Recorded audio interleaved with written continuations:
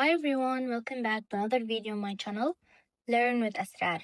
My name is Asrar Ibrahim and I'm happy to have you all here today. And I'm also excited because today I want to talk about something real, something I have been feeling lately and maybe you have too. You know those days when you want to study or you want to be productive, but your mind just feels cloudy like it's still half asleep, even though you slept well, you ate well, and you told yourself, okay, this time I'm ready. That's exactly what happened to me this week. I had motivation, I was excited to study, but my brain was like, nope, not today. Everything felt too slow, and every little distraction felt like a disaster. Okay, sometimes our brains enter what psychologists call a low arousal state, meaning they are calm but not yet alert.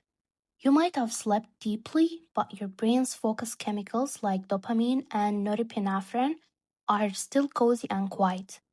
They are the ones that make you feel alert, excited, and ready to take in a new information. So, even when your body is rested, your mind might still be stretching and saying, give me a moment, I'm not fully awake yet. Or maybe let it for tomorrow. That's why you can feel distant or detached. Not because you're unmotivated, but because your brain simply needs a gentle signal that it's time to come alive again. So, yeah, let's talk about the emotional side. That quiet frustration that comes when your mind doesn't match your motivation. Sometimes the problem isn't focus itself, it's the feeling of being off balance. You know that uneasy sense that you should be doing more, but you can't. That's your inner critic whispering too loudly. When you think, why am I like this? Why can't I think straight? Your brain interprets that as stress. It doesn't know that you're just venting. It thinks there is danger. That triggers a rise in cortisol, the stress hormone, which actually blocks memory and focus centers in your brain. So, by being harsh with yourself, you unknowingly make it harder to focus. That's why self compassion isn't just a nice idea, it's a biological strategy for better thinking. The next time your brain feels slow, try whispering. It's okay, I am allowed to take my time, my thoughts will be clear soon. That gentle kindness tells your nervous system that I am safe. And once your body feels safe, your mind opens again. And another thing we all deal with is the effect of social media on our focus. Every time you scroll through videos or short clips, your brain gets a small pulse of dopamine, the reward chemical. It's the same one that lights up when you eat your favorite dessert or hear your favorite song. But here's the catch. The dopamine from social media comes in bursts, fast, frequent, and shallow. Your brain starts expecting that pace, constant newness, quick satisfaction. So when you switch to studying, something that rewards you slowly, your brain resists it, says, wait, this is too calm, where's the excitement? Research from the University of Chicago 2023 found that even just 10 minutes of scrolling before studying can reduce attention span and memory performance for about 30 minutes afterward. Your brain simply needs time to adjust to come down from dopamine high of digital stimulation and return it to natural rhythm. That's why it helps to take 20 to 30 minutes digital buffer before you study. Time with no screens, just stretching, organizing, or listening to calm music. You're not weak for being distracted. Your brain is just trying to adapt between two very different worlds. And for you to know that focus is not just in your brain, it's in your whole body. When you move, breathe deeply, or feel sunlight in your skin, you activate your vagus nerve, the bridge between your body and your mind. It sends signal that says you're safe, grounded, and ready to think.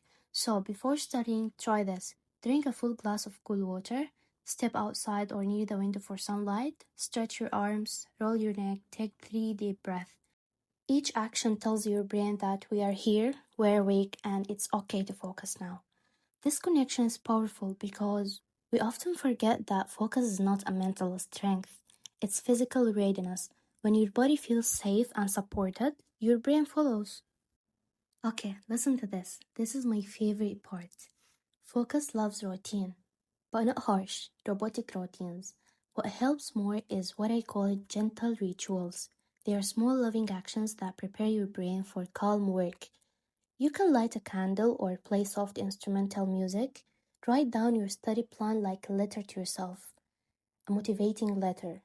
For instance, I am proud of what I will do today. Sip something warm as you review your notes. Because you are creating an emotional association, when your brain senses these rituals, it remembers this is my safe focus zone. This approach is backed by habit psychology. When cues repeat in a comforting way, your brain forms a stable neural link. Focus becomes familial, not forced. Gentle rituals whispers to your mind. You don't have to rush. You just have to arrive. You can start with 10 minutes if an hour feels too long, and if a whole chapter feels heavy, just read one paragraph. And also, if a page looks overwhelming, highlight one line. What matters is momentum, not perfection. Each small win tells your brain we are capable. And that single message can turn a tired day into a productive one. And remember, every mountain starts with one quiet step. At the end of the day, you might look back and think, I didn't do enough. But I want you to pause and notice. You showed up, you tried, you took care of your mind, even when it felt heavy. Your brain isn't a robot, it's a living garden. Some days it blooms fast, other days it rests quietly. Both are part of growth. When you treat yourself with kindness, you activate your parasympathetic nervous system, the calm and restore mode. That's when your mind recovers, repairs, and prepares to focus better tomorrow. So tonight, whisper softly, I am proud of me, I am learning balance. That's more powerful than any to do list. But sometimes the best way to focus is to stop forcing it. Your brain needs quiet moments, small spaces of stillness to breathe and organize your thoughts. Neuroscientists call this the default mode network, the part of your brain that activates when you rest, helping you connect ideas and make sense of your goals. So don't be afraid of silence. Sit for a few minutes with no phones, no pressure, just you and your thoughts. In the calm, your mind gently puts things in order, and soon focus starts to feel natural again. So, guys, if your mind feels tired today, it's okay. You don't have to be perfect, you just have to begin again. Every small step counts. Drink some water, take a breath, and move slowly toward what matters. Your focus will return, your energy will rise, and one day soon, you will realize that you never stopped growing. And thank you so much for being here with me today. If this episode helped you feel a little lighter or more focused, don't forget to like, share, and subscribe. It helps this calm space to reach more people who need it too. Until next time, take care of yourself, your minds, and your heart. You're not behind, you are becoming. Thank you so much. See you later, and Assalamu alaikum.